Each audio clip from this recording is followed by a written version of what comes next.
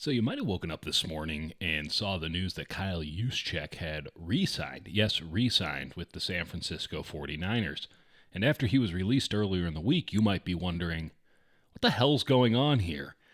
And to answer your question, I don't know. I don't get it either. The 49ers cut Kyle Juszczyk earlier this week. They took on a 3.57, they took on a cap hit of dead money. A couple of days later, they signed him to a new contract, which pays him roughly $600,000, less than he was going to get paid for this upcoming season, and tax on a 2026 year that they're not going to be able to get out of. All of this could have been done without cutting him, without doing the dead cap hit. Now, does it matter that the 49ers are taking on a unnecessary $3.57 million dead cap hit for this season? Not really. They're taking on dead cap money left, right, and center. They want to add all of that up in this offseason so that in 26 and 27 and beyond, they should have clear enough books. I can understand that argument, except for the fact that this was entirely unnecessary given the rules of NFL contracts. They let Kyle Juszczyk test the market. Kyle Juszczyk tested the free agent market and came back and said, I'd like to re-sign with you guys, albeit for a little bit cheaper. All of that could have been done without immediately releasing Kyle Juszczyk at the beginning of the week. It could have been done on the sly with his agent talking to folks, as they always do. All of this stuff is done in clandestine fashion.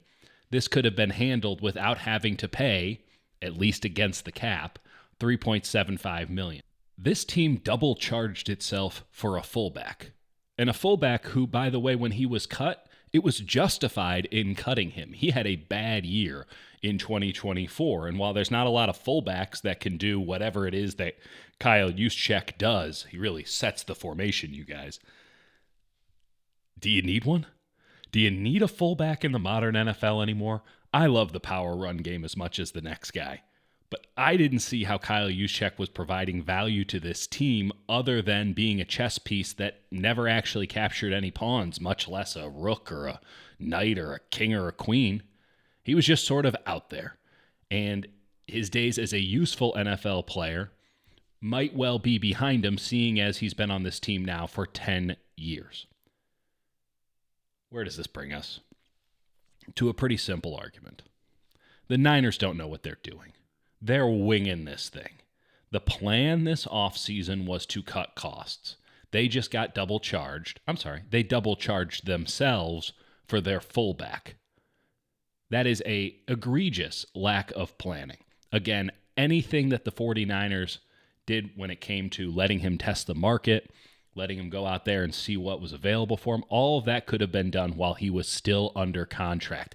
Teams allow players to look for trades all the time while still under contract. The Niners just did it with Deebo Samuel.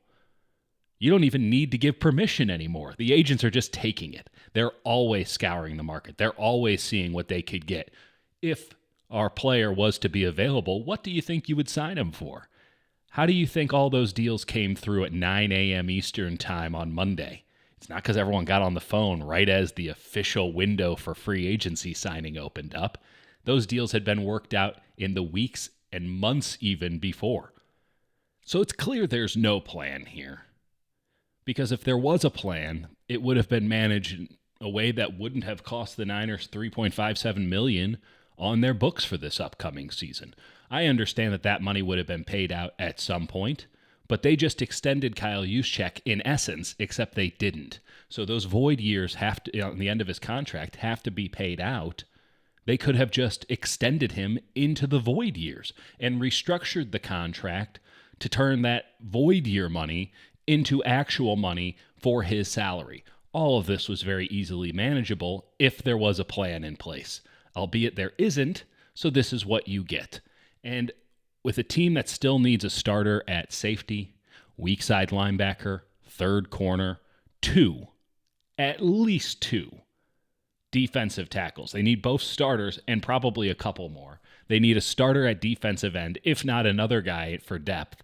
They need at least competition at left guard. We love Ben Barch here on the channel, but it's fair to say he could use some competition in training camp that's not Spencer Burford. And oh yeah, an ex-receiver, because you might be trading your ex-receiver, and if you don't trade him, he might not show up until Thanksgiving because his knee exploded. On top of that, you need depth at a lot of other positions. Meanwhile, the 49ers have spent twice on a fullback, paid big money to a backup quarterback, and a blocking tight end. They have missing starters right down the spine of their defense. The most important defensive tackle, weak side linebacker, safety. They need starters there. They need a third corner. They need defensive ends. They need a left guard. They need an ex-receiver. They just spent, for no good reason, $3.5 million against the cap so that they could give Kyle Juszczyk a 4-day Rumspringa, which produced nothing. Meanwhile, they're too stingy to raise Joey Bosa's, there I am as a Fox announcer again, Joey Bosa's contract offer, $2 million, so he'll actually come to San Francisco. They're too stingy to even get into the bidding for Apuna Ford with the LA Rams. They're too stingy to even give Jeremiah Ledbetter a contract that's worth $2 million. They're not interested in signing anybody who could actually help this team in 2025. What they are interested in doing is moving some money around, dead cap, and bringing back their fullback, whose usefulness, again, might be completely tapped. This is a team that does not have a plan. There is a lot of palace intrigue at 49-49 right now, and it does not bode well for whatever the hell it is they're going to be doing between now and the start of the season with the NFL draft close approaching. Because if you don't have a plan for free agency, it's going to be a lot harder with all those voices in the room yelling at each other during the NFL draft. $3.57 million on the books for no good reason.